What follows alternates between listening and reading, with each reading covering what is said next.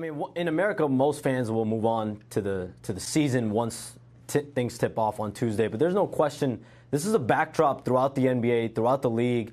The league still has a lot of uncertainty as far as what the next steps are with China. And a lot of NBA teams are monitoring whether CCTV will start to broadcast their games and put the games back on broadcast starting on Tuesday, or whether they will continue to blackball the NBA from playing in China. And I'm told the league, Adam Silver, league officials are in consistent communication with Chinese officials on where this is going. But there's no doubt there's uncertainty where this relationship stands. And it stands to be a question of billions and millions of dollars and cost, for the NBA. And cost not just the league, but individual franchises that have tie-ins there, potentially, as you say, billions of dollars. Is any one team more exposed than others? There's no question it's the Houston Rockets.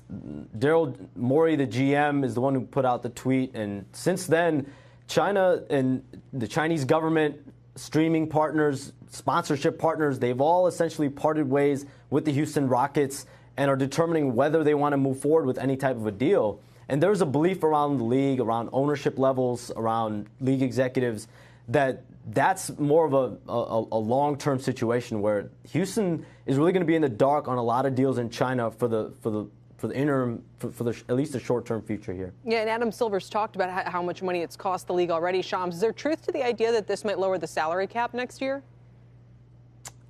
Teams don't know. It's definitely a possibility if China pulls out its billions and millions of dollars of agreements with the NBA and its teams. There's no question it's a possibility. And there are a vast amount of players, teams, agents, executives, all preparing potentially for the possibility that the salary cap does fall, but it's not a guarantee. There's a lot of question marks. How mad are the players at, let's say, Daryl Morey or at potentially Adam Silver, though I know he's very popular and skilled? How mad are they that this may end up costing them money, not just in the form of maybe a reduced salary cap, but sneaker deals?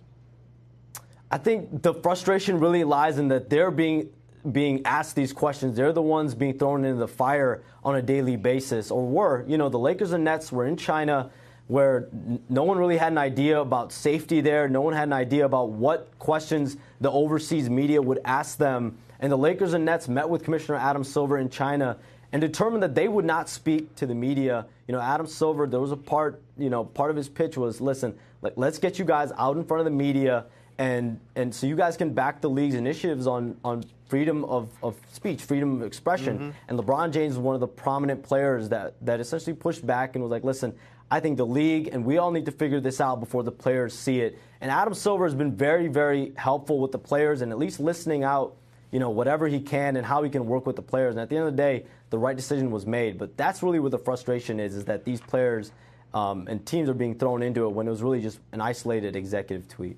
Shams, Zion might have pushed all this to the back burner tomorrow, but he's not going to be playing anymore. So, what do they do now, especially when he just continues to be plagued by these issues? This is somebody who could have been the biggest star of the season and who the TV schedule presumably revolves around. And what happens if he's missing from it for now and again and again? Yeah, I mean, it's a big loss for the Pelicans, big loss for Zion Williamson, big loss for the league. He's a star player already. We saw it in preseason. He averaged 20, had a lot of 20 in 10 games already. He was a star. He played a lot of minutes in preseason, and they've essentially declared him out indefinitely. But I'm told there is growing concern over that knee and whether there is damage in that knee. And the Pelicans haven't put out a release since Thursday. The assumption is that they will put a release out before Tuesday's opener in Toronto. But, as one person told me, close to the situation is there's something going on in that knee, and it's going to hold him out indefinitely. It'll remain to be seen how long he's out. But, I think around the league, there's hope that this is also positive because it allows him to then focus on his fitness, his body, and essentially just get right for the long term. He plays a very vertical game, and, of course, he's 285 pounds. I've got to get your pick. Tomorrow night, my favorite broadcaster, Kevin Harlan, has the game, Clippers and Lakers. Who wins in the West, and who do they play in the finals?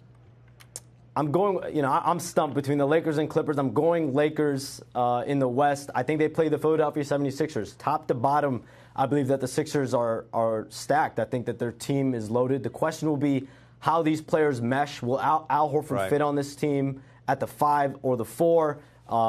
They brought back Tobias Harris, brought in Josh Richardson in the trade for Jimmy Butler. So they're as deep as it comes. Milwaukee's also going to be a threat out east. But between the Lakers, I think Nuggets will be in there as well out west.